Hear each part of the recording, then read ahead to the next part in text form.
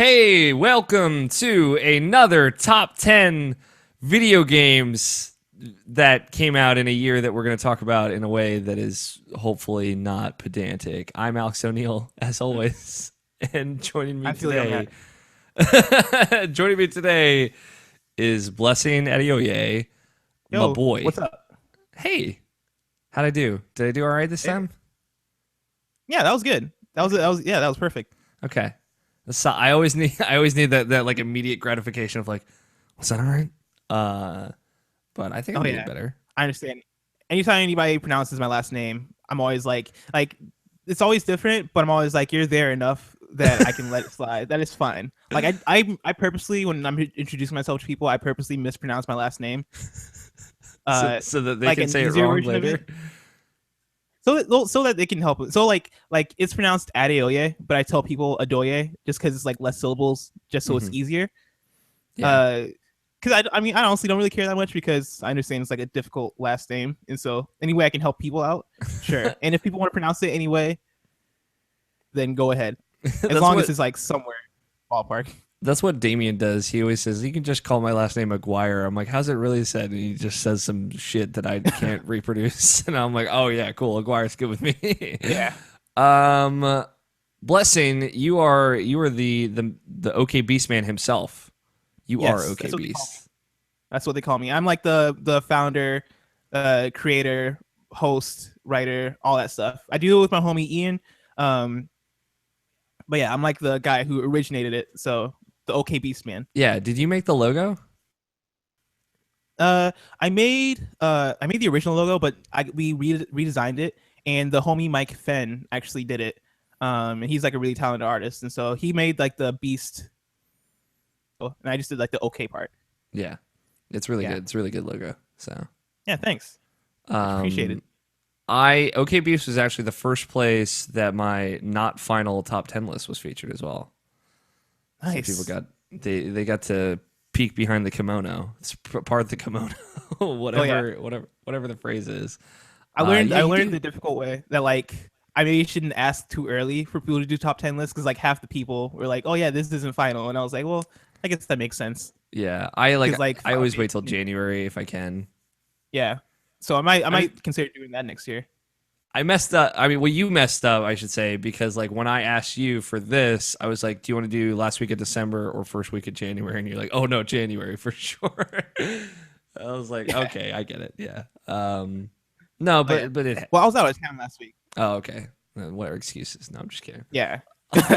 It makes sense. I mean, like Giant Bomb gets all their stuff in December as well, so Mhm. it's a lot. It's just there are so many late games this year. I think that was part of it.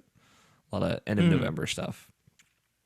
Um, so let's get into it real quick for people who don't know. Like, where can they find you on outside of okbeast.com? What are some of the stuff that you do? If you want to find me, you can find me on Twitter at Blessing Junior. That's BLESSING JR, not like spelled out Junior. And that's pretty much my username on everything: Snapchat, Instagram, whatever, YouTube.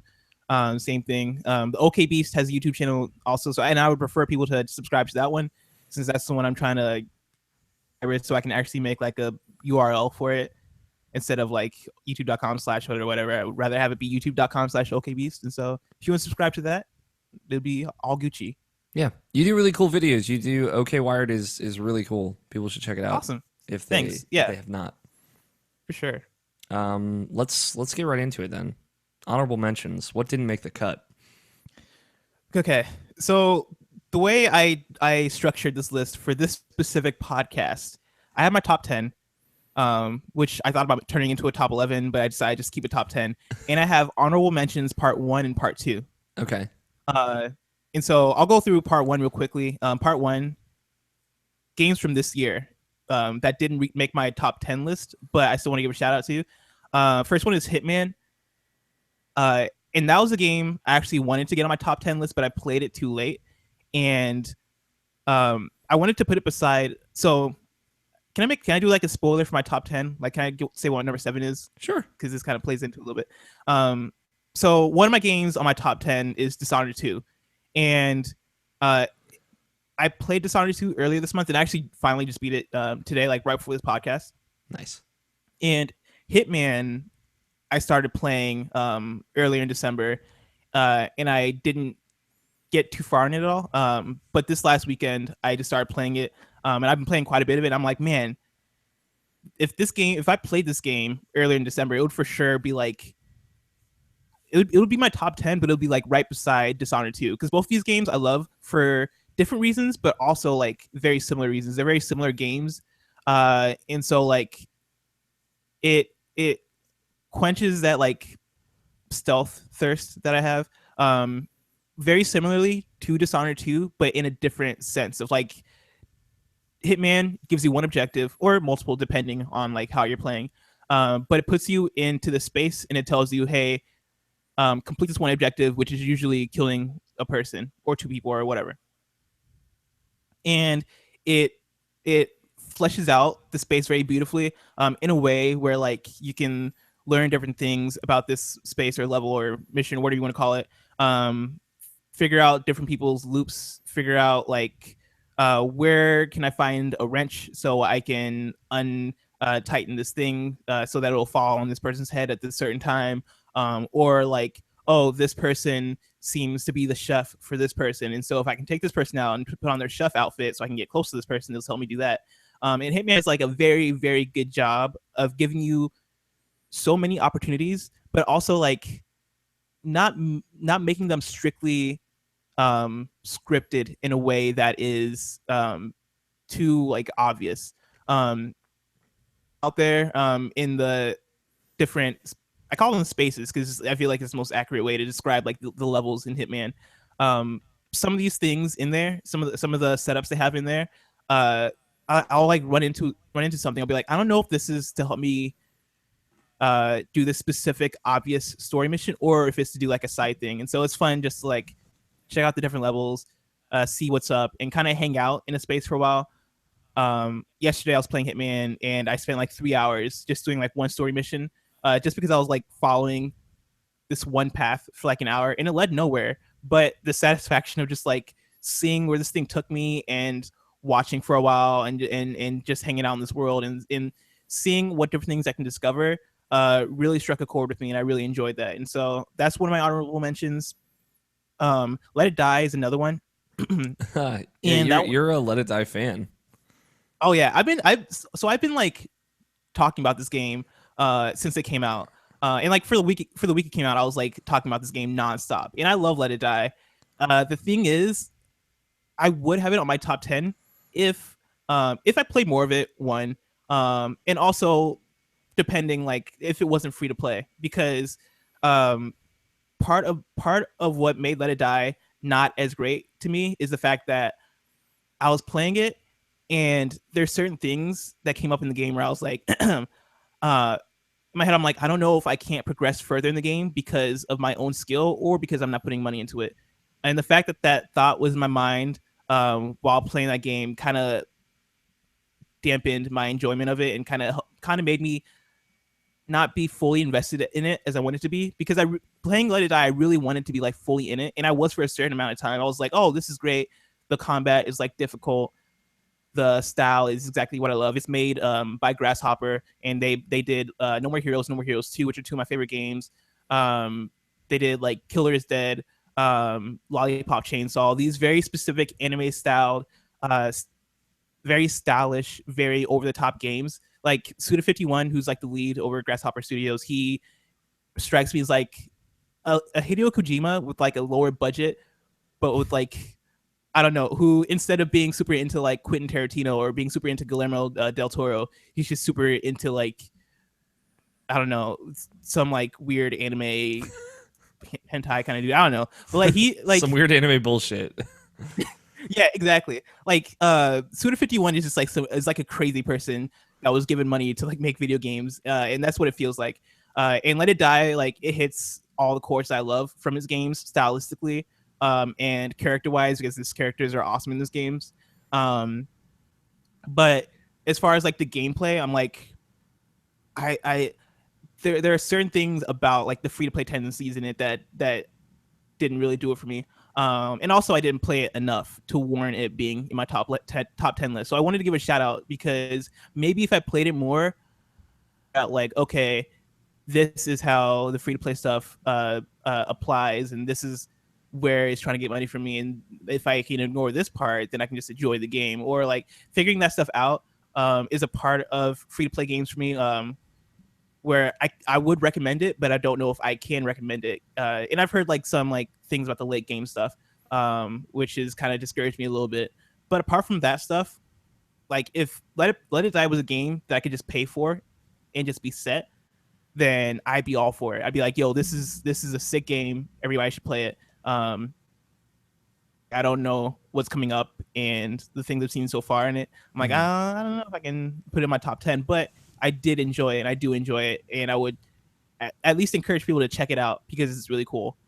And so that's another one. Titanfall 2 is another honorable mention of mine. A really cool game. I've never really been a fan of the military shooter campaigns. Like if I'll play Call of Duty for the multiplayer for a while, but as far as like the campaigns, I've never enjoyed like a Call of Duty campaign, never enjoyed like a Battlefield campaign. But Titanfall 2, people were talking about this campaign, and people were saying that it was awesome. And I'm like, okay, cool. So I tried it out and I really enjoyed it. Like it had like a couple moments. I don't know if we can get spoilerish at all. It's fair game. No worries. Okay, sweet. So like Titanfall 2 spoilers, I guess the cause and effect mission, like I got to that part and I was like, yo, press this right is bumper crazy. to time travel. Yeah, exactly. Like you discover time travel and like that's the part of the game where I was like, yo, this I understand now. I understand why people love this because I saw the point when you tweeted that too. Yeah. I was like, dude, this right here is crazy. Like there's an hour-long portion of this campaign in this game where I'm like, this is like above like any like first-person shooter, at least military first-person shooter campaign that I've experienced, where I felt like I had superpowers. And I remember like I came down an elevator, or I came down something, I can't remember what it was, and I shot 2 people in the past to the future, and I see their bodies. I was like, oh, that's sick. Then I teleported back to the past, and I can hear them talking about me and being like, oh, there's just this guy who's just like, who's here, but now he's not. And I was like, oh, they're aware of all of this. And I'm like, and as you progress through the level, you start to like see like how and sort of have affected the future. I'm like, okay, this is dope. That part and the ending with like the smear kit. I forget what it's called. Something kit. Yeah, the auto lock Sear kit. Yeah, basically, yeah, the smart pistol. When you get that, and then you're just like escaping this area and just taking out dudes one after the other. That part was awesome. But yeah, I want to give that game a shout out because that campaign that was really cool and I really enjoyed it. And I didn't think I would enjoy it as much as I enjoyed it, but I really enjoyed it. Yeah. I'm glad you played it because I know you were on the fence for a while, and when you jumped in, you had a good time. So yeah, I did. And even like the Game Awards, they nominated it for Game of the Year, and I saw that I was immediately like, I don't know, like I necessarily agree with that, but I hadn't played the game, so I was like, I guess I can't really say much if I haven't played it, right? Mm-hmm. And so played it, enjoyed it. It's still not in my top 10, but I appreciate it, and I can see why other people appreciate it. Mm-hmm. My last one for my honorable mentions part 1 is Pokemon Go. Pokemon Go, I can't put in my top 10 because I think it is a fundamentally bad game, but my experience and also seeing other people's experience with that game was very satisfying. Like I thought the phenomenon that was and still is kind of Pokemon Go was and is really cool. And it was dope seeing like families on the street just like playing the game, and it was fun to see like me and my sister were driving to a restaurant.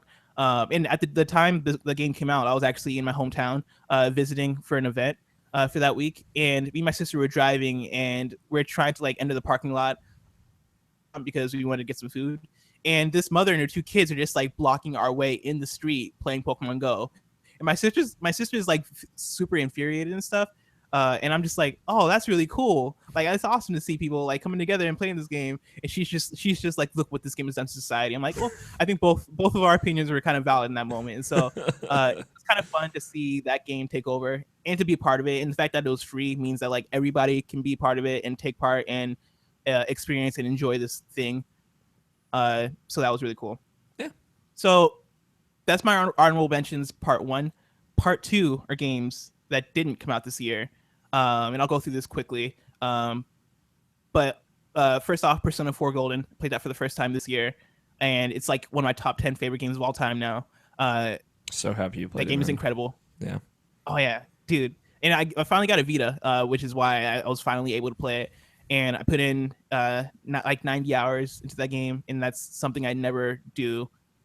Like that's something I wouldn't do nowadays. Like that's something I did when I was a kid. That's not something I probably won't do again for a while. But since I could take it on the bus and take it on the plane and take it wherever, like that kind of helped me just kind of be engrossed in that game no matter where I went. So that was fun, and that was like a daily routine for me on the bus. The characters and the gameplay and all that stuff is fun. Life is Strange is another honorable mention of mine. Thought that game had a really powerful story. Love the ending. Love the whole vibe. Love the story. Like everything about that game, I thought was great. Banjo-Kazooie is another one. I played that game for the first time, and like I'm a very big fan of Donkey Kong 64. For people who don't know, And oh yeah, for people who don't know, Donkey Kong 64 is my jam, and I had never played Banjo-Kazooie, and people were always touted Banjo-Kazooie as being like the rare game. Like this is the game on it they made on N64 that was like the one, apart from GoldenEye. And I was always like, man, but Donkey Kong 64, and people were always hating on Donkey Kong 64, and I never understood why.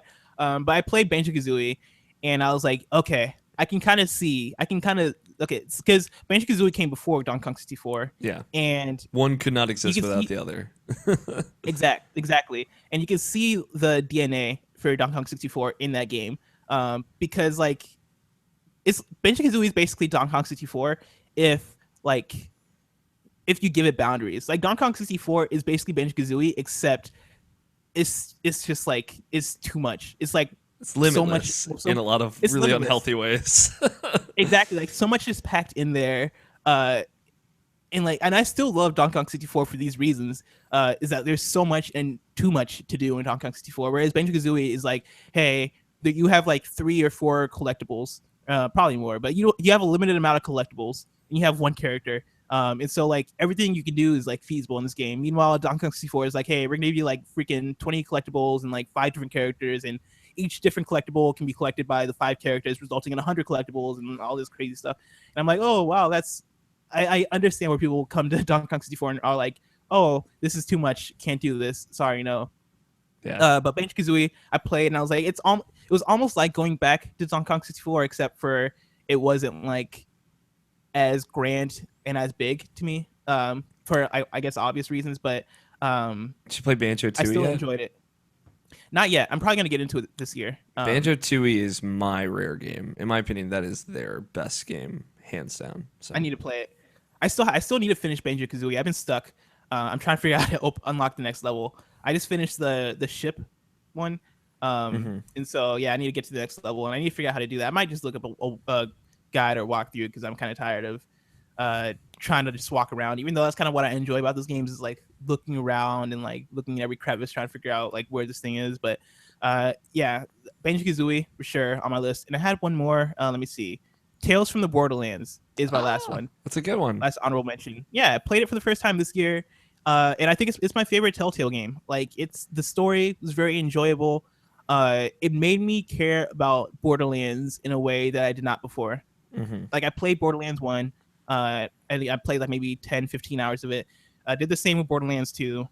Then I played Tales from the Borderlands, and all of a sudden I was like, I got to go back and play more Borderlands 2. And I did, and I played a lot more Borderlands 2 after playing Tales from the Borderlands, just because such a good job of expanding that world and fleshing out that world, making me care about that world, and kind of seeing a different side of it, and seeing like, oh, there are actual people that live in this world, and actual like personalities and people and things I can care about in this world, and that kind of helped me appreciate Borderlands a lot more.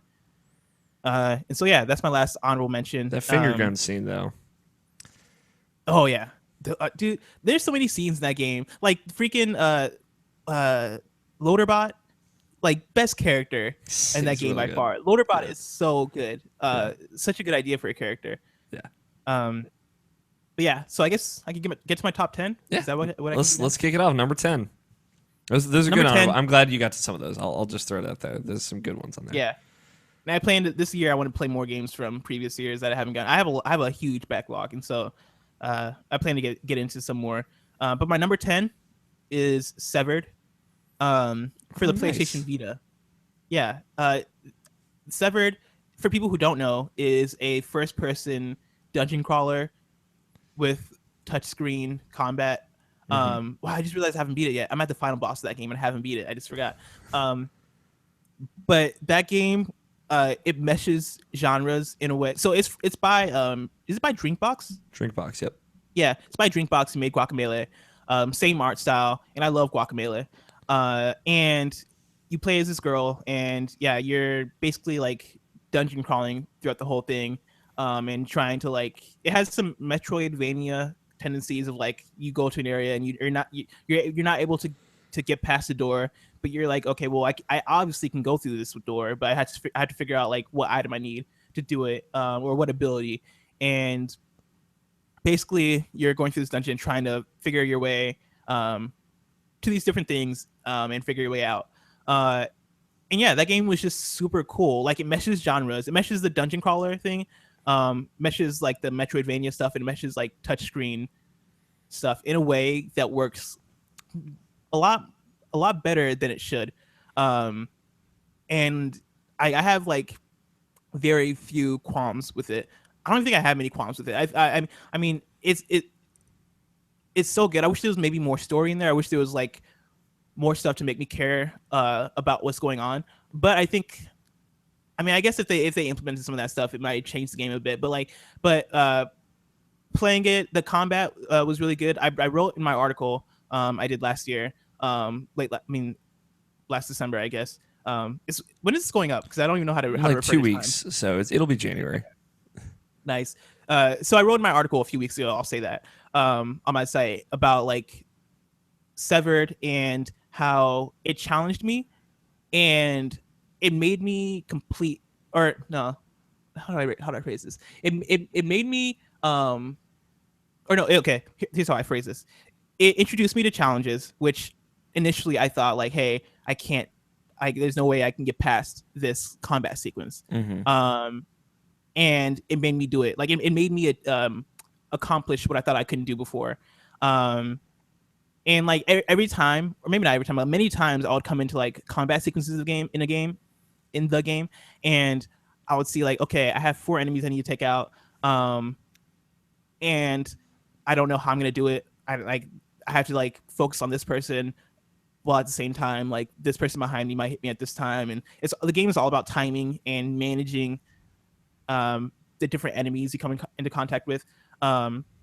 And there were times where I'd be like, okay, this is way overwhelming, but just trying it out 2 or 3 or 4 times, I'll be able to solve it a lot quicker than I thought I would. And I feel like for me, that game specifically was like a whole experiment of like, this is how you conquer what you thought you couldn't before. And I thought that was like the most enjoyable part of the game, was being faced with a challenge, being like, there's no way I can get past this, and then eventually, even quicker than I thought I would be able to, being able to accomplish what I thought I couldn't do before. So that's why that game's on my list. Also, the art style, again, beautiful. All that stuff I thought was dope. They did a really good job with that game. Yeah. My number 9. Oh. Uh, Yeah, I or was did you gonna have? say like I was just gonna chimp in there. I haven't played Severed yet. I'm looking forward to playing it. That's a good way to describe it. Like the encouraging you to overcome things you couldn't beat before, or you believed Yeah. you couldn't beat before. Have you played, or do you have a Vita? I do have a Vita. The right analog stick doesn't work, so I don't play that much, which is a super Ah. bummer. Thankfully, I don't think you need a right analog stick for Severed. Yeah, I think it's So, just yeah, you touchscreen should stuff. definitely jump in. So yeah, Yeah, it's like you use like the directional pad, uh, and I think besides that, I think it's just touchscreen stuff. Mhm. So yeah, definitely check out Severed. yeah, I will. Yeah, my number 9 is Deus Ex: Mankind Divided, Okay, and it's interesting yeah, knowing that Dishonored 2 is also on this list. Then yeah. So yeah, because they are very similar games, yeah, and I played both Deus Ex Human Revolution and Dishonored 1, and I would actually say I liked Deus Ex Human Revolution more Okay. than the first Dishonored. Yeah, I'm on the. I played Um, Deus Ex: Human Revolution for the first time this year, leading up to Mankind Divided. I was not a mm, huge fan of it, but I I finished think it. that yeah, I think that's one of the games where like you might have had to play that game at the time. Yeah, Like it's I hard for didn't me to play the go back. director's cut either. So Yeah, it's hard for me to go back to PS3 and 360 generation games because I feel like now going back to them is like it it's kind of uncanny in a way. mm, Like this, it the graphics are good, or I mean the graphics aren't good, but like they were once good, and I guess that goes with every generation. But there's something about that generation where I'm like, this is weird. Like I was playing Burnout Paradise because it came out for free on Games with Gold, and I was playing, and I was like, man, I used to love this game, and I still love it, and I still play it and stuff. But man, like I would rather just play Burnout 3 because I feel like Burnout 3 probably even it feels like it ages better even than Burnout Paradise in a way. mm. Um, and I'm still trying to figure out like in my head like why that is and how I can articulate that. But yeah, it's a weird thing. But at the time, like yeah, Human Revolution I absolutely loved. And I think that's partly because I was more invested in the setting. I'm more of a fan of sci-fi than I am of like fantasy or whale punk or whatever they call Well, Dishonored. punk. That's Yeah. good. Um, uh, but yeah, like Dishonored is cool. The first Dishonored was cool. I didn't even like it that much to be honest. But I thought it was really cool. Um, I but appreciated it, but Deus, it had problems. yeah, exactly. But Deus Ex Mankind Divided, I had some issues with, but ultimately I look back at it and I really enjoyed it. My issues with it primarily was how it ran, and for some reason, talking to other people, a lot of people seem to not have the same problems that I did. My Mm. problems were like in was it Prague? Yeah, in Prague, which was like the main hub area of the game. The game would run super slowly for me and be super choppy, and the frame rate would drop like crazy. Yeah, And other people didn't really have that problem. that never happened to me. And So yeah, so maybe it was like a download thing. I don't know. And also like the game crashed on me like maybe 3 or 4 times, wow. like just hard crashed. And one of those times was during the final boss battle, and during the final boss battle, so my game crashed, and I tried to reload my save, and it just wouldn't let me. And I did it over and over, and I was like, are you kidding me? Am I just done with this game?" But then I realized I could go back to a previous save and load that one, and that one worked, and so I was able to get back at it. But I was able to break that game a lot easier than I feel like I should have. Like during the boss battle, basically what I did to basically break the game is I figured out a way, like when you start the final boss, the game kind of locks you in this room with the boss. And I figured out a way to get out of the room. Like I figured out a way to open that door and Oh get out of the wow. room during the boss battle. Yeah. And yeah, I left. And I think that's when the game like auto saved or something. But then the game crashed, and then it wouldn't let me reload my save. So I was like, God, you guys let me do this, and you're now like, you guys didn't like You're expect punishing anybody me to. for it. Yeah. Yeah, exactly. And I mean, it boggles my like I can't imagine that they didn't expect anybody to do this or figure out a way to do this. Especially because like it wasn't like difficult. Like I just basically I found a button and or a lever or something, and I triggered it. But apart from the way the game ran, I think that was my biggest qualm with it. Like everything else, I was like, okay, yeah, this game is great. Um, I wrote this in my article, and like relating to like um the way the game handled discrimination, specifically like the game. A big theme in the game is that there is just discrimination against like people with augmentations, uh, which are, if you're not familiar, are like basically bodily enhancements uh, with like technology. So like if I get my arm replaced with like a machine A because robot my arm. arm was broke, yeah, with like a robot arm. If I get a robot arm and because my previous arm was broken, or maybe if I just wanted a better arm, who knows? Uh, that's like an augmentation. Or if I get like a robot eye or get like robot parts installed into me for some reason, right? Those are augmentations, and people start to in this game because the results of the last game start to discriminate super hard against people with augmentations because something happened in the last game to where now people are like afraid of people with augmentations, and people now treat them like crap and treat them horribly and all that good stuff. And a lot of people's like qualms with Mankind Divided specifically was that a lot of stuff seemed to be like a side thing and seemed to like not um, play into the story a whole bunch. And a lot of people didn't really appreciate the way the game treated that stuff. Um, I my personal opinion, I actually kind of enjoyed the way it treated that stuff because I know in like most games that stuff just wouldn't be there. And I don't want to be like, well, at least it's there, right? But like for me, like I think part of why I enjoyed it was that it was present in like side missions and it was present like on the wall, right? There's some posters. There was one specific poster which I saw which I was like, wow. It was towards the beginning of the game.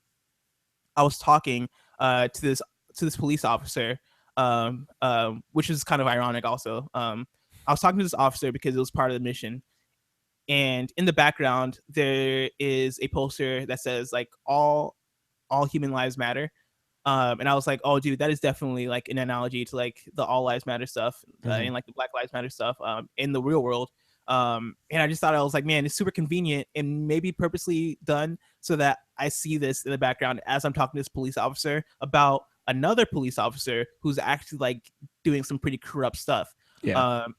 And so like that one scene for me, like kind of came together in a way where I was like, wow, that is actually kind of powerful. Because like of obviously like the all human and I don't mean to get too political here, but like the sign in the background, right, says all human lives matter. And that was obviously a sign like placed by the people who are like discriminating against the augmented people. And the people who like put up the sign, right, they put up the sign because they're like, well, we're afraid of the augmented people, right? And there are reasons why we're doing this, and we want to put the message out here that like, hey, all human lives like we all matter. Meanwhile, like the people, the augmented people who are like being discriminated against are kind of have no say and are kind of having like no effect on like the overall like narrative being placed in society right now because the upper hand is had by the people who are discriminating against the augmented people. I know I said that in like a complicated way, but yeah. So like seeing that all, or seeing that and having it all kind of come together in a way that it made sense to me and I could interpret it that way. I was like, that is really cool. And also like the fact that the main story in the game didn't really have much to do with racism that's being, or I guess yeah, I can call it racism. We'll call augmented people a race because it's supposed to be an analogy anyway. The racism that's taking place in the game is like all side stuff. I think that was partly cool because I think during like civil rights, right? During like even like when racism was like a super like when slavery is a thing, right? People would like go to work and people wouldn't like really think about it. People had other things they were doing. People had jobs. People like would go about their everyday. Meanwhile, like there's racism all around them, but that didn't affect like the main like their whatever their career or what they're focusing on, right? It was just like a background thing to them. And I think this game kind of made the statement of like, hey, like even though like right now you may be going to work and doing like your thing, or you may be like playing video games, you may not be directly affected by it, but on the side and like all around you, there are people affected by it, and you're kind of surrounded by it. Even if you think you may not be. So I thought that was kind of cool. And that's kind of how I interpreted it. I don't know if they meant it that way, but that's kind of the way I took it. It's a good way to look at it. Yeah, Yusuf, who reviewed it for RationalPassions.com, cited that really as well. My big thing was it feels like it never, like Adam Jensen's walking around with like robot arms and eyes and sunglasses that shade in, and it feels like you playing him as a player, like it doesn't really feel like anyone's discriminating against you. I think it could have been powerful to interject that directly in your line of sight a little bit more. But they do stuff with that in the side missions, and like there is a really great moment when you're talking to like a activist for augmented people, and you have like a dialogue option where you can be like, listen dude, like I'm augmented, I'm on your fucking side, like look at my robot arms, I'm not trying to force you down this path, I'm trying to help you. And it's like it's a really good wake up moment for both. I feel like the player and that character that you're talking to. So Yeah. they do cool enough stuff with it. Yeah. And also like the gameplay of the game, I guess I should mention, like, is also like really, really It's good. real good. Uh, You get so yeah, superpowers. It's good. yeah, exactly. Like I said this about Human Revolution, and I'll probably say this about this game too. Like this game has some of the best upgrades, and also I say this about Dishonored. Also, like these games have some of the best upgrades in games, and so like yeah, like if you're gonna play this game just for like the upgrades and just so like you can see how you can go from being like kind of super weak to being super powerful, do it because it's fun. It's still worth it. Yeah. Um, Was that yeah, was that 10 or 9? That was 9, right? that was 9. Number 8. So number 8 is Fury. Nice. So Not enough Fury yeah, love. dude, Fury is such. That's what I've been saying this whole year. I'm like, dude, Fury is such a good game. And I think that game came out in July. July free for plus. Yeah, yeah. So yeah, it was on PS Plus. And dude, that game is so dope. Yeah. And basically, like, if you don't know what that game is fully boss battles. Um, Hack and slash hack and hell bullet hell slash, shooter. yeah, bullet hell and shoot 'em up. Like it's so good it's indie. The developer does like a really great job of tone. When it comes to the music is amazing. When it comes to the characters, like I mean, I think it could have done a better job with story and narrative and stuff. But as far as what's there, I think what's there is really great. Because the characters, like while you're fighting them, they have dialogue, and I think the way the characters convey like their motivations, in the way they help set the tone with what they're saying, I think is done very well. Like the first boss you come across, like the tutorial boss, basically, the way he talks to you is like very brutal. Like he's talking to you like he's gonna like just take you out and destroy you. And I was like, that is actually like that, like some of the stuff I'm like, man, that's actually like really dark and stuff. But then you go to another boss, and this other boss is like, hey, I'm just trying to help you. And the way I'm gonna help you is by taking you out. And like seeing the different sides to the different people you're battling in this game, I think is really cool, really fun. The gameplay is super fun. Um, it's repetitive in a way that I enjoy. You're gonna die a lot, but also you're gonna restart a lot, and you're gonna be better with each run. And yeah, I enjoyed that game a whole lot. I Did don't really you have much. yeah, it's Go ahead. did you finish it? I have not finished it yet. What boss did I you get actually need to to? go back.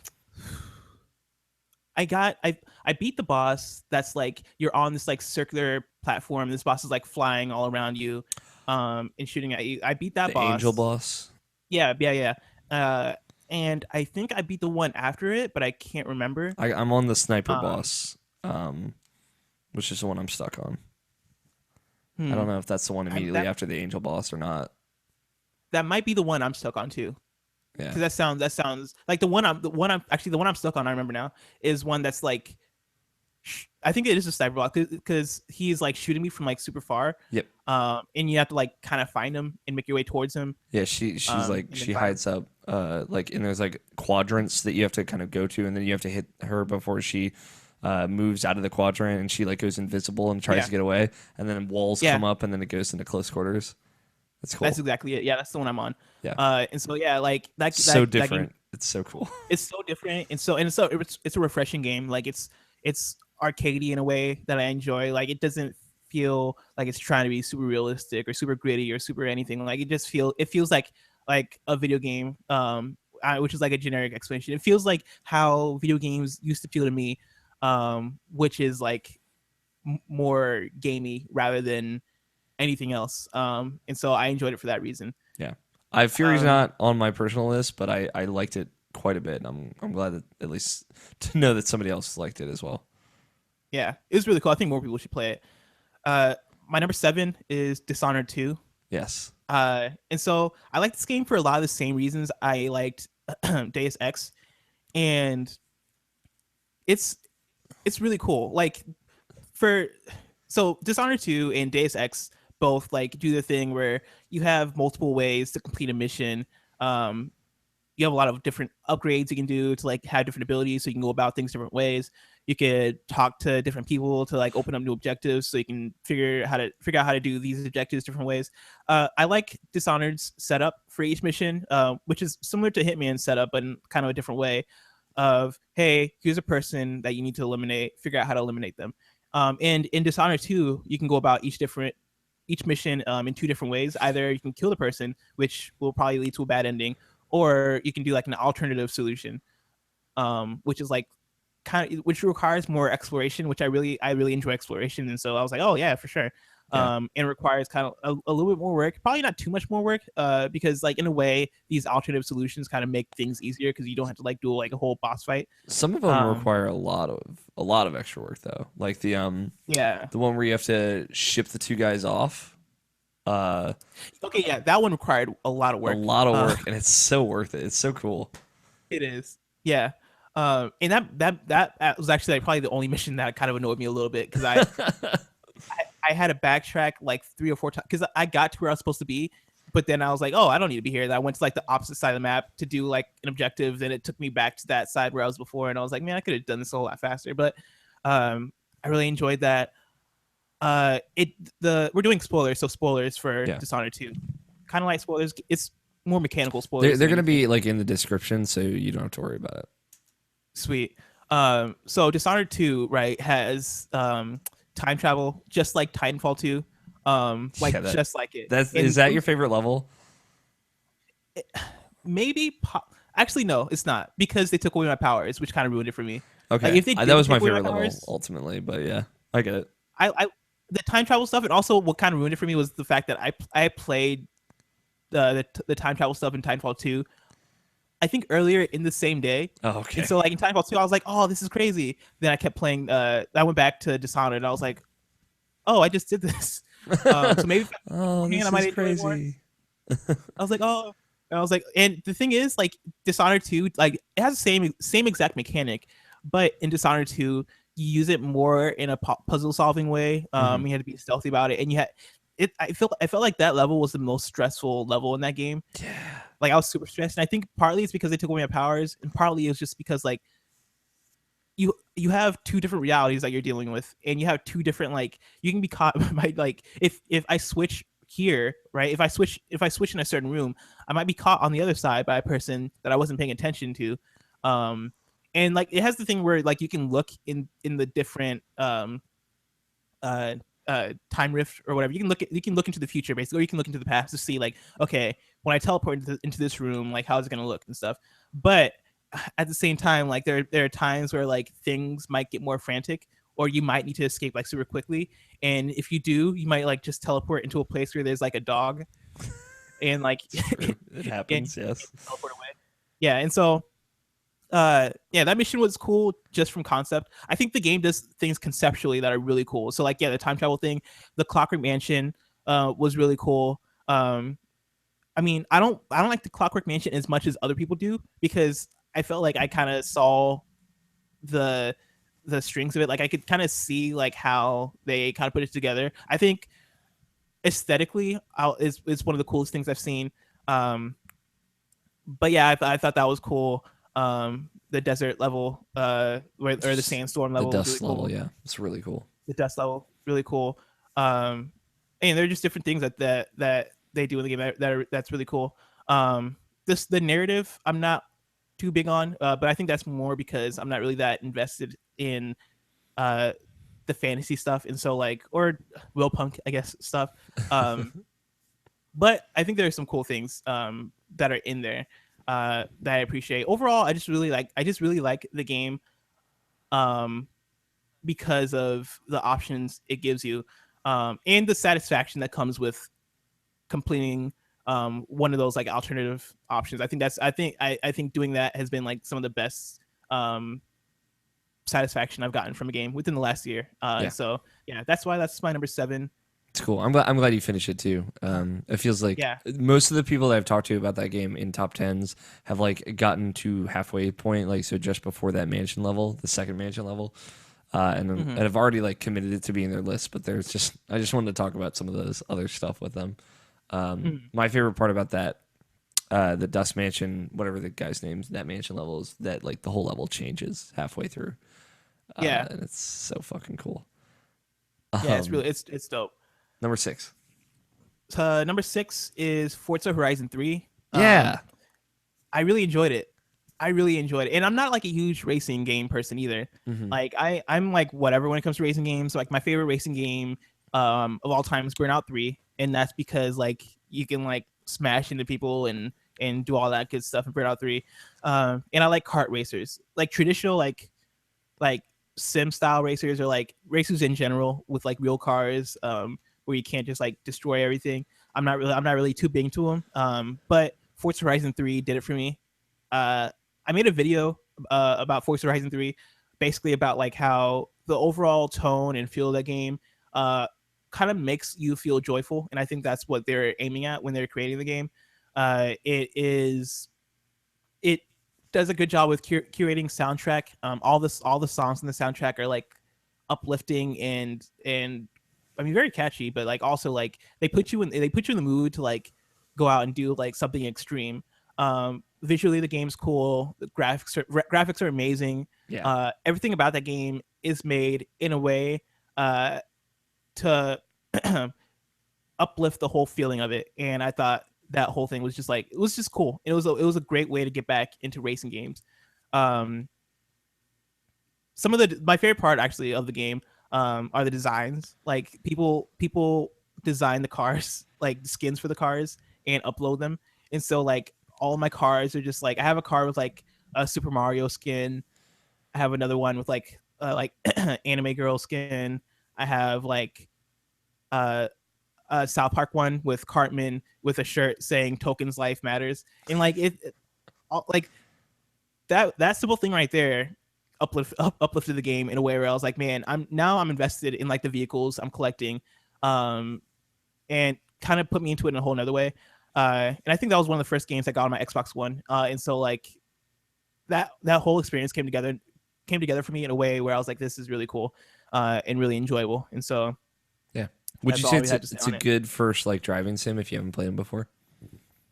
Yeah, I think so. And I think it's the fact that like it's not like the traditional Forza games where like you're on a racetrack and you're doing like all this like nitty gritty stuff. This game like takes place in like a city or like the countryside. It takes place in Australia, I guess I should say. And like you can go to the outback, you can go to the city, you can go to the beach, you can race on these different kinds of environments. And it's not super simmy, but also you can get into the stuff where like you're tweaking your I don't even know what you can tweak because I'm not a car person, but you can go under the hood of your car and do different things to it and tweak your tuning and I guess tune your tweaking. I don't know. You're Um, tweaking. tune your tweaking. Do a whole bunch of stuff to your vehicle, in the way it drives. So if you were hardcore about it, you could go about it that way, but you don't need to be because I'm not at all, and I still like I super enjoyed it. And so yeah, like if you're not into driving games, I think you could get into this one to see like maybe like if you want to know whether you're into driving games, I think this would be a good one to get into to just to see. Because like if you're not, if you play this game and you're not into this game, then I think you might just not be a driving game person, or you Okay. might just be like a kart racer or whatever. Um, One of those but if filthy snobs. one of those filthy Mario Kart playing, Diddy Kong Racing playing, no, I love all those games, but yeah, like uh, try out Forza Horizon 3, and if you enjoy it, then it'll be something special, I think. Okay. Um, Cool. yeah. And so I Um, think that was my number 6. yeah, we're in the I want top to say five. top five, top five. Ratchet and Clank is my number 5, Yes. and Ratchet and Clank is a game that I played when I was like in elementary school, like the original one, Okay. I was and like, where is this going? yeah, and I played that original game again in 2014, no 2015. I want to say 2014, and actually, funny thing about Ratchet and Clank, the original game, when I played it again in 2014, that was the first time I started listening to the Giant Bombcast, and so like I have like I have a weird connection with Giant Bombcast in that game. Like anytime I play Ratchet and Clank, I think of Giant Bombcast for some reason, and Mhm. so like I'm the same way with Mass Effect uh 2. So oh nice nice, um weirdly enough, my connection with the new remake of Ratchet and Clank is Big Sean and Janae Aiko's album that they released earlier this year. Okay. All And right. so yeah, so basically this new one I started playing and I really enjoyed it. It's beautiful. It's the first game, like like it has so many similarities to the first game that it's almost kind of crazy, and it almost turned me off, but it also like turned me back onto the game in a way of like, okay, well, all the stuff is almost the exact same, but that's also like really cool at the same time. Because like I was expecting like a remake, right? I was expecting the first game, but I was expecting like the layouts of the levels to be like very similar. And it has like a lot of different stuff. Like a lot of the boss battles are kind of different. There are some new characters and all that stuff, but like ultimately, like of this game is like the exact same. And that was actually really cool to see this thing from my childhood being brought back to the future and seeing like, okay, if they made this game today, how would it look? And it would look exactly like this. Um, It's amazing. I It thought looks that was really amazing. cool. It looks amazing. It looks crazy, and it kind of confirmed to me that like, oh, cool, like 3D platformers could make like a comeback, even though like this is more of a shooter, like a third person shooter in a way. It's also like a platform at the same time. It's like it's a fusion of the two genres. Um, I think those games have hope because of this game. And so like if they were to bring back, or they're kind of like bring back the Crash, right? Yeah. Uh and like I think if that game's successful, they could bring back a new Crash game, right? And I think like all that could be said to like step back from this game. Like this is a game where I played and I was like, okay, it's not dead. Like this genre isn't like over because they made a good one of these again. And I really enjoyed it. Uh Now they just have to and remake Spyro the Dragon. Let's go. oh dude, oh freaking licensing, man. Like I keep asking myself, like, why is there not a new Spyro? And I'm like, oh yeah, because freaking licensing and Activision and Skylanders. Is Yep. Skylanders still a thing? There's Like rumors that they there's still not a sell those? Skylanders 2017 game, but we don't know yet. Of course. Oh man. I could go for like a new old Spyro. I think that would be cool. Right? Yeah. Uh but yeah, in the gameplay of Ratchet and Clank was fun. New weapons, new gadgets, Mr. Zircon, all that good stuff All hail was Mr. in there. Zircon.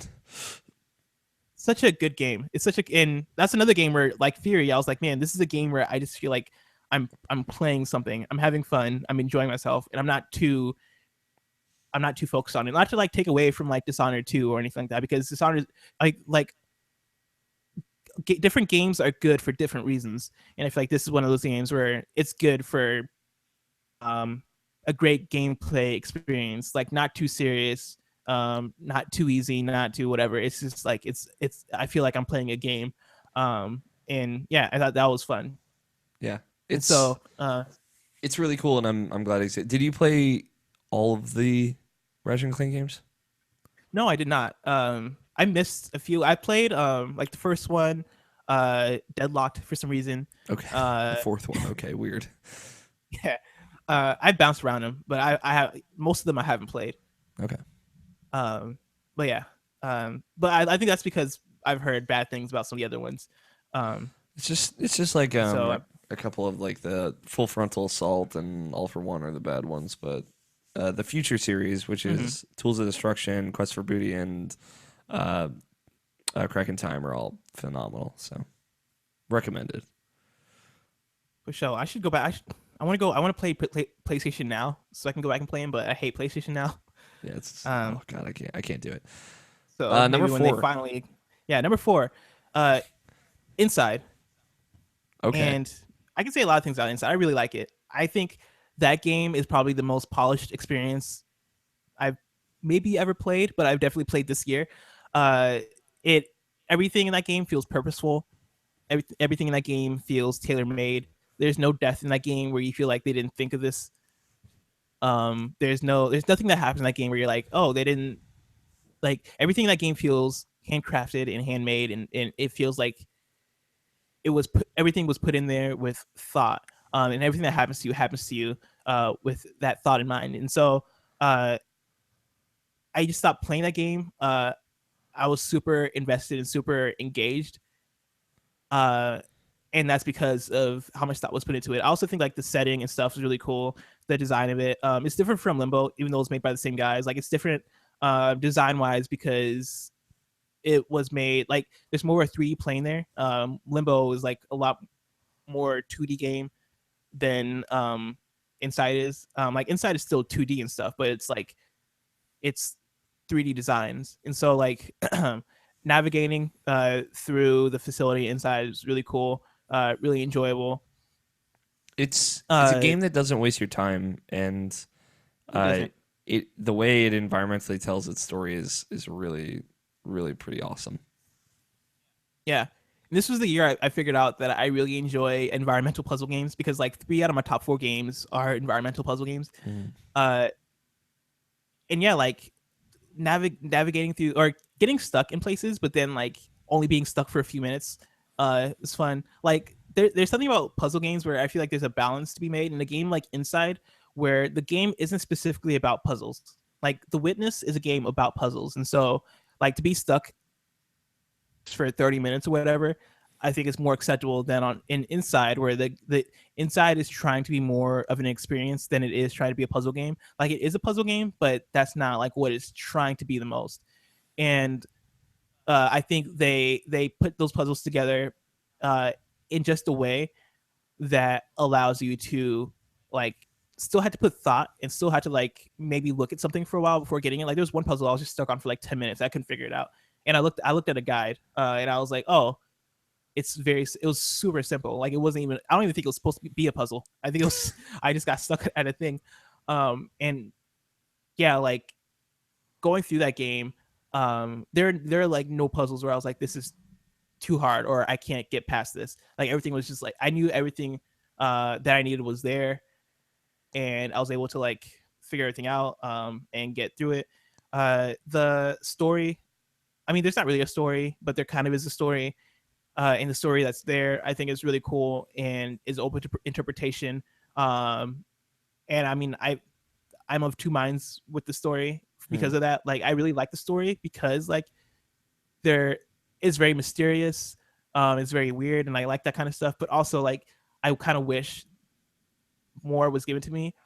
I think more than anything, the story is meant to be an analogy. Like the characters don't have faces. Like there's so much stuff in the game that's ambiguous, Hmm. and so I think they're trying to not give you like. I mean, I know this is a weird, might be a weird thing to say, but like, if the characters don't have faces, then it will be weird for them to give us more story. Like, I think they frame everything in a way to where like you're supposed to make connections to either like uh, Orwellian society or like whatever they're trying to make that analogy. You're supposed to be making those connections rather than being given an explicit story. And so I think from that aspect, I'm like, okay, that's cool. Um, but yeah, like the whole game is just phenomenal. Yeah. Just from a design aspect and just looking at it and just experiencing it, I'm like, okay, this is very cool. And I just and playing it, it just felt like very cool. And there's specific moments in the game that just feel very cool, like the ending specifically, where you like you merge into this giant. You played Inside, right? Yeah. Nice. So like yeah, the ending where you like merge into this giant ball creature, and you make your way through the facility, through like the last like eighth of the facility. Um, it was something else. Like I really enjoyed the ending. Um, I kind of wish that like, and I think a lot of people thought this like a lot of people thought that the game was going to end with you like burning yourself alive in an incinerator Yeah. because it seemed like what you're supposed to do at one point of the game. Um, and I kind of wish the game ended like that. Like I thought that would have been like a really cool, like, oh, what the heck is like that would have been like really cool choice kind of thing. Like I would have felt like I was making more of a choice in the ending. Even though like I mean I in reality I probably wouldn't have been, but like um I thought that would have been cool. But then yeah, just for you to like roll out and just splat on the beach, it just like kind of be lying there. I was kind of like, I have no idea what to think about this, and I think Yeah. that's what they're going for. But yeah, it was like it was a game that kind of affected me in a way where I was like, man, this is weird. It's kind of like super pure Um, in that ending, in just like how it just like throws this crazy thing at Hmm. you, and it's nonstop. It's like it's paced. That game is paced so well because it picks up that pace so quickly at the end there, and then it just kind of full stops, and then the Yeah. credits roll, and you're like, okay, fuck. Yeah, pretty much. Like it is like paced probably better than any other game I've played. Because like once again, I was so engaged, and it takes like very good pacing to keep you engaged like that. And like right when I might have felt like I wasn't engaged, like something new popped up. Like they would introduce like a mermaid, or they would introduce like the pulse beams things, or they would introduce like mind control, or like some weird thing that'll have me like, oh man, what is this? Yeah, And have me more interested in it. And so yeah, that's why I love Inside. That's my number 4, I think. yeah. Those four. Number 3. Number 3 is The Witness, and there is a lot I can say about The Witness. The Yeah. Witness is a game that made me go crazy for like a week. Um, and I played The Witness when I didn't have a job, and so like I kind of went a week with like just me and The Witness, which is not something I would suggest to people. Um, actually like lost on that island, and there are certain moments in The Witness where you're like, oh my god, what just happened? Like, have you played The Witness, Alex? Yeah. I did not finish Okay. it. I got to the end, but I didn't finish it. Okay. I'm the same. I got to like the ending area, and I didn't finish the ending area because at that point I kind of decided that The Witness had beat me, and I'm like, Mm. you guys, you win. Like I just couldn't do it anymore at a certain point. I was just kind of stressed out with the puzzles. Um, but the puzzles like really test you. I feel like The Witness is the Dark Souls of puzzle games. It is It is so it funny. The person that I recorded with you before said the exact same thing. That's exactly because it expects so much of you, and it doesn't. Some of the puzzles and some of the solutions it tries to explain to you through like simpler puzzles and stuff, but it never like explicitly says like, hey, this is what you do. Like there's so many things you come across where you just have no idea, and you just have to like. That's one of my favorite things to do in games. Like that's one of the reasons why I love Donkey Kong, and that's one of the reasons why I loved Banjo. And I want to do like a video about why The Witness is Banjo Kazooie. And I've been having this idea for like a while, but I haven't done it yet. Um, That's an but like, interesting concept. Yeah. yeah, like both the games are just games where like you go around and you solve puzzles, and everything kind of connects to each other. And you try to make these you throughout the games you try to make these connections until you reach the end. Um, but basically, yeah, The Witness is a game where like I walked around and I got to like just look at a bunch of beauty because the game looks beautiful, and I just got to look at some trees and some sand and a bunch of different like landmarks, and I got to chill in this place while being super stressed out because I couldn't figure out like how to solve any puzzle in this place. Um, but yeah, like walking around and kind of just like trying to like for dear life figure out like what to do. Like there's something about that where I'm like, this is enjoyable in a way that may be frustrating, but I'd rather do this than like, I don't know, get beat in a fighting game or something. I don't know. Like there's something about it where I'm like, man, this is really like there's something about this. It's a different And kind of challenging. it is. It is. And there was a certain point in the game, and I think everybody has this point, but like it's probably different for each person, where like I was trying to solve a puzzle and I couldn't get it. And I like start to walk away and I turn around and I'm like, okay, what am I missing? And then like I see a thing and I'm like, huh, that's weird. And then I pull up the puzzle circle or whatever it is, and you solve one of the environmental puzzles Hmm. that you see in like the world. And I think the first time that happens to anybody, you're just like, what the heck just happened? And Yeah. your mind just becomes blown. That I remember that happening to me, and me just like for me, and I don't know if you're familiar with this part. Um, it happened in what was it? I forget what it's called. I think it's called like the monastery or something. Um, there's a puzzle on the stairs. There's like a lot of puzzles on the Yeah. stairs actually, where you're like tracing through like these kind of like broken Yeah. stairs. That was like when it first happened for me, and I was like the the way that manifested had I sat there for like maybe an hour just trying to figure out like the different ones on these stairs. Um, that was the moment that blew my mind, and also the uh the maze, the hedge maze, was another moment in The Witness that blew my mind. Um, With the footsteps. with the footsteps and like there's like 4 different portions of the maze that do different things. Then you like go up this elevator and you look down and you realize And like, then you have to oh, do all oh 4 of them at once. Yeah. yeah, yeah, and you realize, oh, I've been walking through a puzzle this whole time, and like it's that kind of stuff was crazy to me. And then like there's the other side of the hedge maze where like you're stepping onto like these platforms that like You're solving the that puzzle in real life, pretty much. yeah, exactly. All that stuff was crazy to me. Um, this, I mean, that whole game is just crazy, but it felt like a pure experience. Like the game is a puzzle game and it knows what it is, and it's not trying to be anything else. And that experience of just being engrossed in this game for a week was really cool and really powerful, I think. And so yeah, that's The Witness. That's my number 3. Yeah. It's a good one. It's one that I'm glad that you didn't forget about. It's some people have, it seems, but Oh yeah, oh yeah, yeah. It came out so early, so like I try to put myself in the mind I was in when I first played it. yeah. And I remember just being enthralled with it, and so it had to make the list. Overwatch is my number 2. And like I That don't know game's if I can say alright. anything about the game. It's all right. I don't know if there's anything I can say about the game that nobody else has said before. Like Yeah. the characters are amazing, the gameplay is amazing. I had so many good experiences, met so many people who've done so much playing this game. I don't feel bad while playing it like I do playing any other shooter. Like the game has a way of reinforcing um, positivity that is done immaculately. Diversity as well. It praises diversity, there's diverse characters.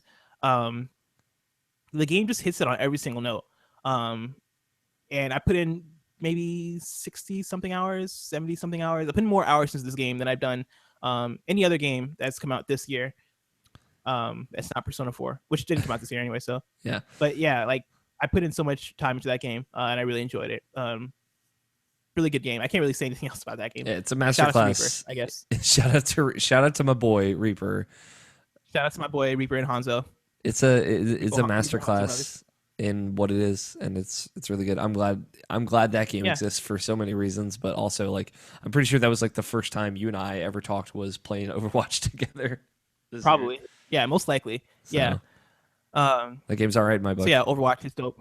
It's all right. It's decent, man. It's so decent. It's a freaking first person competitive shooter, like team based competitive shooter that made waves in 2016. Yeah, it's crazy. It's so crazy. That's that Blizzard effect though. Yeah, I've never been into a Blizzard game, but yeah, it's crazy. I guess crazy. that's just number 1 then. Number 1. So this is gonna surprise a lot of people, and it might surprise you. It might surprise everybody. The Last Guardian is my number 1. Okay. And that's a game that I played all in one day, or mostly in one day, not all. I haven't finished and- this one. I've just barely started it, so I will put that okay. out there. Nice. Okay, I'm not gonna spoil it for you then, but because I feel like that's one you had to experience. But the game. So I'm gonna start off with saying the game has some issues, right? Like the camera's kind of wonky.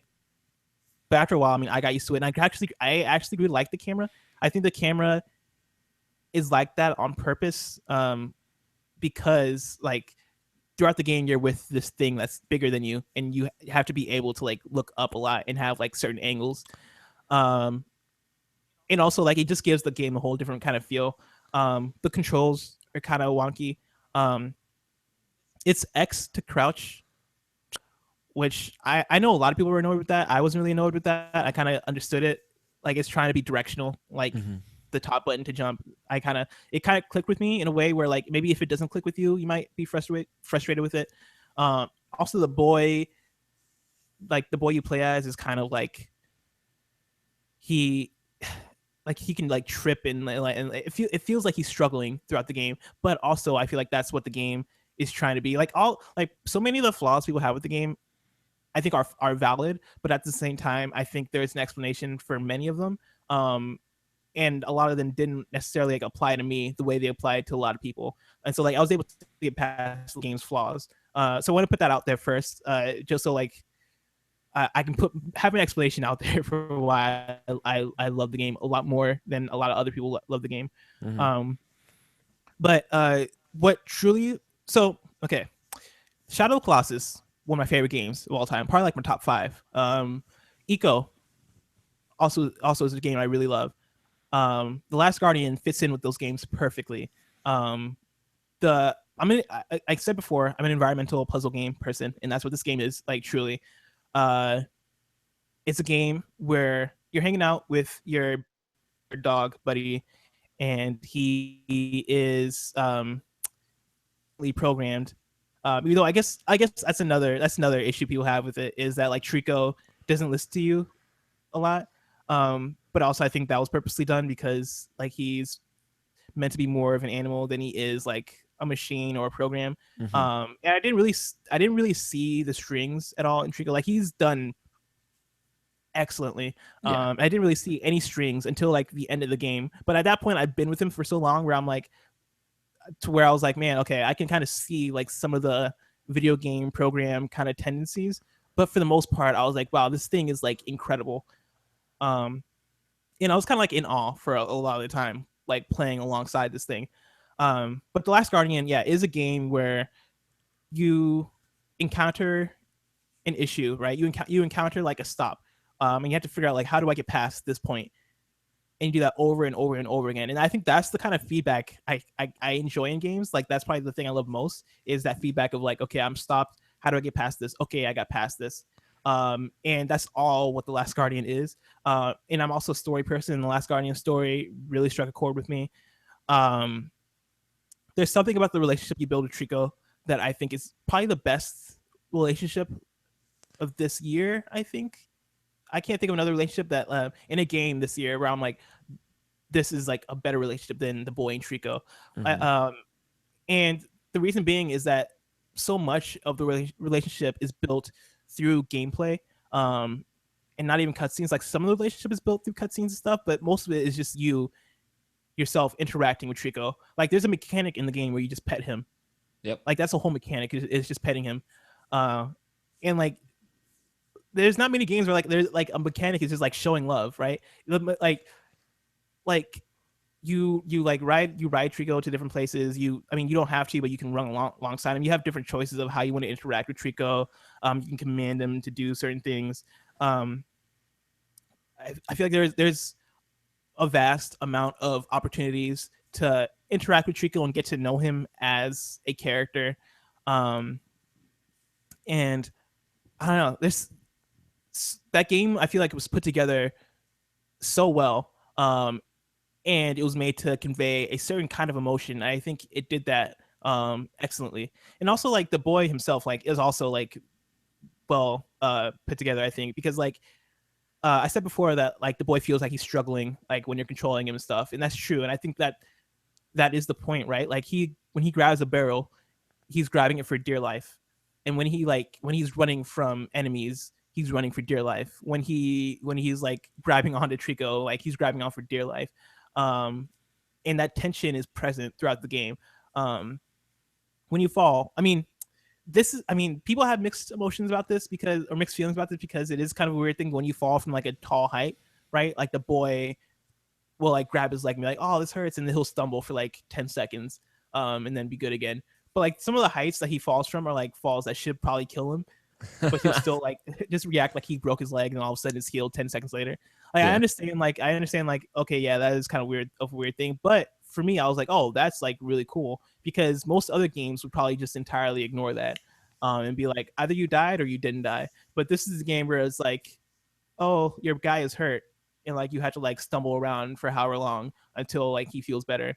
Um, the game is all about emotion, and it's all about um, being unique and doing what it does and not abiding by standards. Like it's a game that shouldn't exist, I think. Not just because it was delayed like a million times, but because in 2016, like a big budget game, like this game should be inside. Like it shouldn't be a big budget thing. It should be like a very specific, very like I don't know, like an indie thing because I don't think people look at this and be like, oh, this is gonna sell. Um, and I think The Last Guardian is kind of like an indie game. Like it's kind of like an inside, but given like a big budget to be what it wants to be. And I think that is really cool and really beautiful. And I think that's why I absolutely enjoyed it. Because it felt more unique than any other game I played this year. Um, Mhm. so yeah, Yeah. yeah, I think that sums it up. I loved like the opening hour and a half that I played. I'm very excited to play more of it. I like those kinds of games, just like you said. Like Shadow is one of my favorite games of all time. Mhm. I like Eco quite a Yeah, bit, so I'm excited to play yeah, more and of it. I don't know if it's as great as Shadow, but I think it's better than Eco Okay, because it's basically Eco except you have a giant dog, and so yeah. I mean, I don't know if it can get that's any still better than pretty that. good with me. So, Yeah, exactly. um, cool. That's a good list. I like it. Thank you. Um, if Glad we're there were gonna, like a lot of great games that came out this year. yeah, there were a lot of really good different kinds of games that came out this year. If you were gonna look ahead, 2017, what you Mm. anticipating? This is hard. This is a hard question because there are games that might be slated to come out this year that might not come out this year. But I think if I was to make a prediction that Mario is coming out this year, like 3D Mario, Hmm. that might take the cake. But since that's not even like announced or confirmed, then I'm gonna go with Zelda, Breath of the Wild. Like that game just looks bonkers from what I've seen. Yeah, It looks very open, and it looks like a lot of the games that I've described before, where like it's environmental, like the world is super fleshed out, and of course Zelda is puzzles, and so, um, yeah, another environmental puzzle game for me. I think. Um, so yeah, Zelda, maybe Persona 5, but I just played Persona, and so I kind of need a break from it. Um, so yeah, I'll stick to Zelda. Zelda's okay, the one for me. okay. I think that's a fair one. Yeah, Persona is. It's also like it's we've been waiting in the wings for a while, so it's been everyone's most Mhm. anticipated at least once. So it's seen its love. Yeah, It'll be out soon. pretty But much. cool. Zelda's a good one. You about to make the switch? I'm excited for it. Oh, dude, I think I have to get it. Like even like if depending on how the event goes on the 13th, like if Nintendo comes out, I guess this might air after the 13th, Yeah. right? This will be a Okay, nice little time capsule.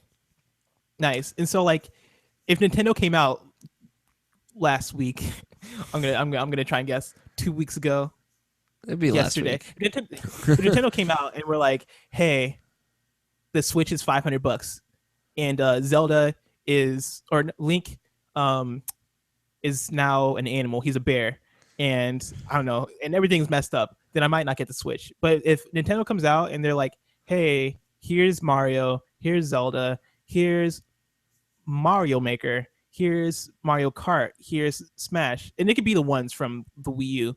Um, I'm fine with that because I don't have a Wii U, and so I would love to play those games. And if they come out with those 5 games, Mario Maker for the Wii U, Mario Kart for the Wii U, Smash for the Wii U, and then like a new Mario and a new Zelda, then I'm getting the Switch hands down. Like that's no question for me. Um, and so yeah, if those things happen, then the Switch is set to go. If not, then like hopefully it's a good price and I can still maybe hope for those things. But yeah, I'm excited for it, Cool. I am and we'll too. see, I'm or we looking saw, I forward to it. guess. We will know very very soon. So that's Yeah, exciting. All right. Cool. Blessing. Thank you so much for coming on one more time. Where can people find more of you on the internet?